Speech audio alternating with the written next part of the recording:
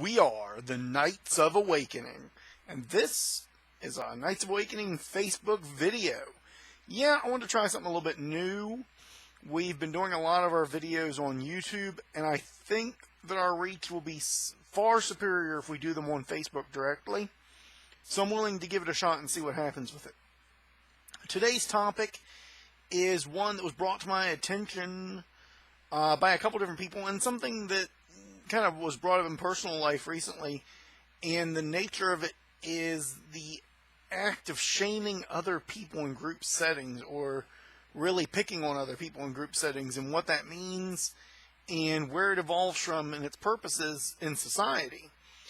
The funny thing is, this has its good points, and I'm going to hit on that.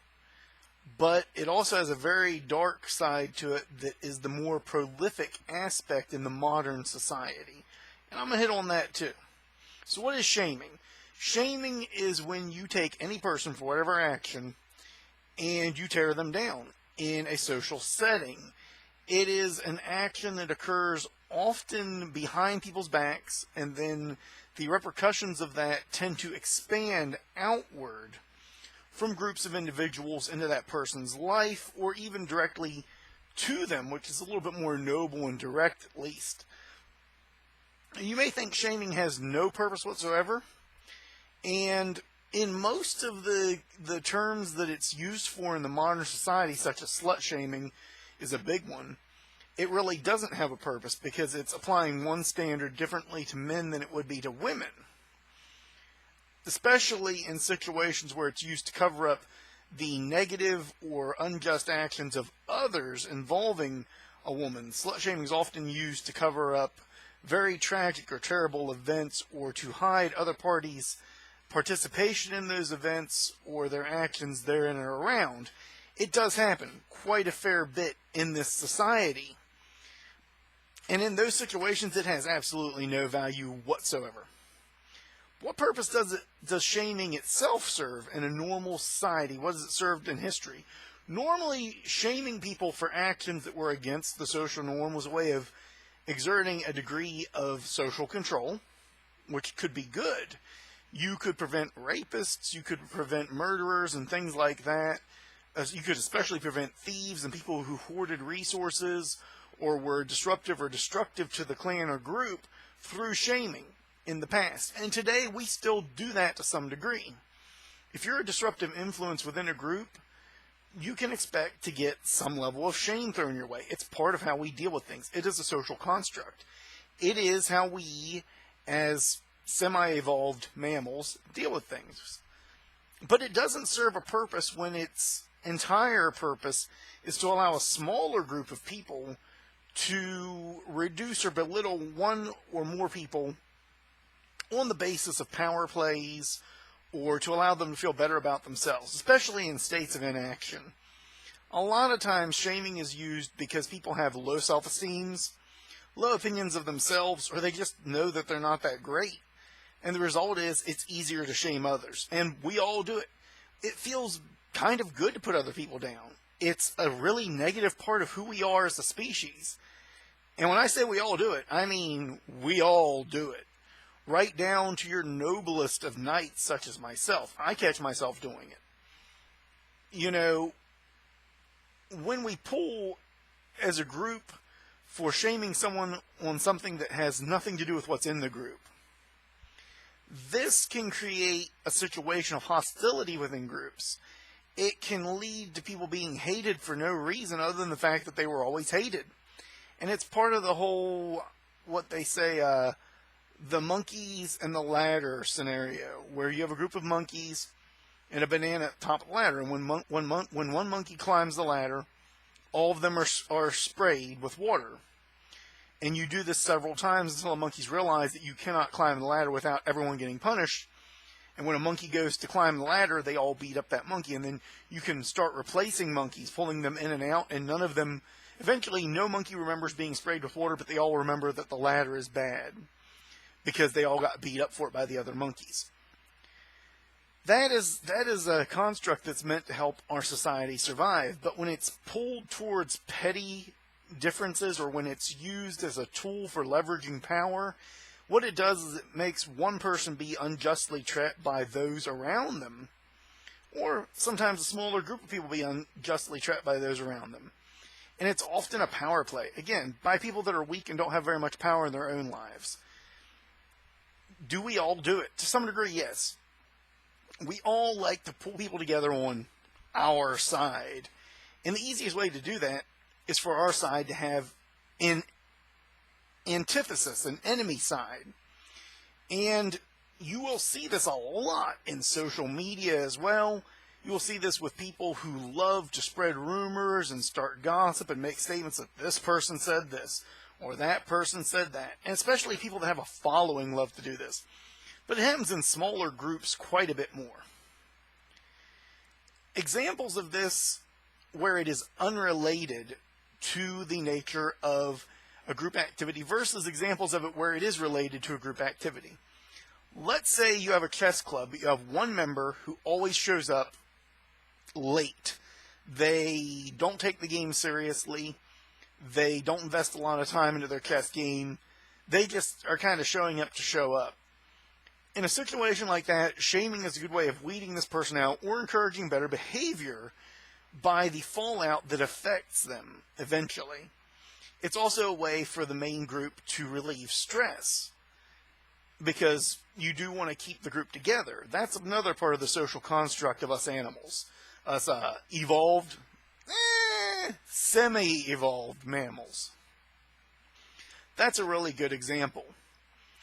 But if you have a club such as a role-playing game club or a chess club or a computer club, an anime club, a philosophy club, anything like that, and you're shaming an individual for something that has nothing to do with the club itself and is not disruptive to the club, then there's a power play going on there somewhere. And that is really kind of petty. It shows a lack of nobility on the parts of every person involved. Generally, one person will start. One or two will start the shaming, and then others will join in. And this is something that is built into the psyche. It's what we do. We're mammals. This is how we operate. But we can rise above that. And I think at Knights of Awakening, we try to preach the idea that we can all become better people. This group mind frame can turn you into a monster. You can find yourself doing and saying things you would not normally do or say under other circumstances. You may even find that you start these things because you want that extra appeal that's gained from being the person who's starting it, by gaining that kind of de facto power by putting down others. That, too, is a part of it. And you may find yourself turned into a monster without realizing it. You may just be the person who always starts the joke, or always is the first person to make the negative statement about another person. And that is a terrible direction to go in. I believe it's the responsibility of those who are noble and true and just to stand against it. Whether or not you call yourself a knight, it's a core of what we believe knightly is. And I think it's very important that those of us who consider ourselves to have honor and dignity and self-respect and respect for others and for life, to stand against these things, because it creates a very negative group environment that eventually does turn in on and eats itself. Am I going to say that I've never been involved in it? No. I know how this works only from experience, and I've been on both sides. I have been the one shamed, but I've also been the one to do the shaming in the past. And while I've never shamed, I would say, over excessively within things like slut shaming and things of that nature, I will say that I have shamed others to make myself feel better in the past. And I catch myself doing it. And the thing is, if you want to grow and evolve as a person, you've got to counter that. And over the years, I have strove to reduce that. And I still haven't quite conquered it. I'm still working on it, as we all do. I think even the best of us have this weakness because it's part of our social construct. But it's not just good enough for me to say, hey, if you're doing this, you can turn around because I know I've done it too, and I've turned myself around. it's more important than to look, now that I can tell you, yes, we've all done it, to look at it and see what you've got to do to turn it back around. So what do you do when you catch yourself doing this? Well, you're going to catch yourself at one of 2 points. If you catch yourself doing it right away, then you need to be the person to stand there and go, wait, I don't want to be the one that talks bad about people all the time. If we're going to say something bad, let's say something good. Or turn the conversation around or redirect things. If all you can do is tear this person apart, you probably don't want them part of your group anyway. And rather than sitting there and creating a shaming environment, you're better off to just have a group meeting and kick them out and tell them, hey, we just don't like you. That might actually be kinder. It might be more humane. But then let it drop. And then be the person that says, look, they're not part of our group. We don't do this. Unless you want to be a raging jackass, in which case, my words are falling on deaf ears. What are you doing listening to Knights of Awakening? You should be going out and kicking puppies or something. But if you're trying to better yourself, then when you catch yourself doing this, if you catch yourself in the moment, you've got to exert some kind of authority and self-responsibility at that moment. Even if it's just like, look, I'm being a bit too harsh, or look, I think I've went too far, or maybe we've all went too far. That's the first step. That really is the first step to putting a stop to it. Unless, subconsciously, you really do want to go after that person. If that's the only way you can go after them, you can't just go up to them face to face and have it out with them. Probably not the best kind of person out there to be. You're better off go toe to toe with them. Tell them what you think, and then leave it at that. Yeah, you're going to vent after that. You're going to vent about this person because obviously you don't like them. But at least you're not making them the focal point of a group. That would be my advisement. If you're trying to go down the righteous path. But, like I said, if you just want to be a raging jackass, go kick some puppies first. Get yourself, warmed up nice and limber. So what do you do when you catch yourself later on, though? Because a lot of times you don't notice until you get home. You sit down, you kick off your flip-flops, you put your feet up, and you go, damn, I'm a raging jackass. Well, now you've got to go on a little bit of a quest, and you've got to ease this into conversations with people, and you've got to make a note. The next time this comes up, whether you're the one to bring it up or not, you got to be the one to derail it and go, I really don't want to go this road anymore. I vented and I got it out of my system, but this person, I just don't like them for whatever reasons, and you can state those reasons if you really need to, but then drop it, get it dropped. Be the one that encourages that. Again, if you're aiming for self-betterment. This would be changing the course of this action more than anything, instead of just affecting yourself when you catch it in the midpoint. This is an awareness, a wholeness of mind that comes through self-understanding, internal recollection, and internal reflection. And it's something that should be happening at the end of every day anyway. You should be going over your day at the end of your day going, was I the best person I could be? Or was I not the best person I could be? Did I do this in the right way or did I not? We all have a tendency to dwell. We all dig into the negatives. It's part of being human. But part of being human is the ability to strive to be better than we were the day before. And I think if you're listening to this, anyone out there, and you catch yourself doing this, you have the power to be more than what you were yesterday. You have the power, through a faith in the heart and the soul of who you are, to better yourself and do better than you did.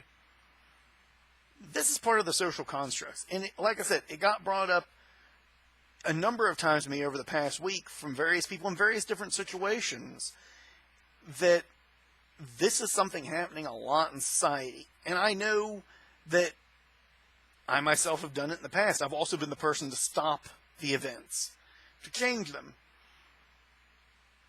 If you're going to have someone in your group, if you're going to have someone be a part of your family structure, your tribe, if you will, then you've got to question, are they there just as the whipping boy? Or do they serve another purpose? Now, if it's someone completely outside of your group, this is probably going to be a lot harder to do. And then you've got to question if you ever want to make connection with them again. If you don't, if you think that you want to end everything for all time's sake with that person, then yeah, tear them down, beat them up, demonize them. Because once you demonize them, it's easy to make them into the villain. It's easy to make them a demon.